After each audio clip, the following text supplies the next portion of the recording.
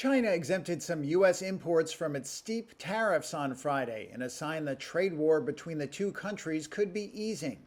Business groups said China has allowed some U.S.-made pharmaceuticals to enter the country without paying the 125% duties that Beijing imposed earlier this month, in response to U.S. President Donald Trump's 145% tariffs on Chinese imports. Also, a list of 131 product categories said to be under consideration for exemptions was circulating among some businesses and trade groups, including vaccines, chemicals, and jet engines. Reuters cannot verify the list, and China has not yet communicated publicly on the issue. Trump's administration has in recent days signaled it is looking to de-escalate the confrontation between the world's two largest economies. And Trump himself told Time magazine that talks were taking place and that Chinese President Xi Jinping had called him. Trump was circumspect when asked about this on Friday as he headed to Rome for Pope Francis's funeral. You said you spoke with President Xi. Have you spoken to him since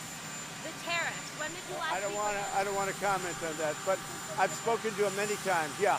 China denied that discussions were happening, with its embassy in Washington writing on social media that the U.S. should stop creating confusion. In addition to the steep tariffs on China, Trump has announced targeted tariffs on dozens of other countries, which he has suspended until July 9th. That has set off a scramble among U.S. trading partners to strike individual trade deals with Washington before the deadline. A tall order, given that past trade deals have typically taken years to negotiate. Trump said he expects conversations to take place on his trip to Rome. We're going to meet with a lot of the foreign leaders. They want to meet.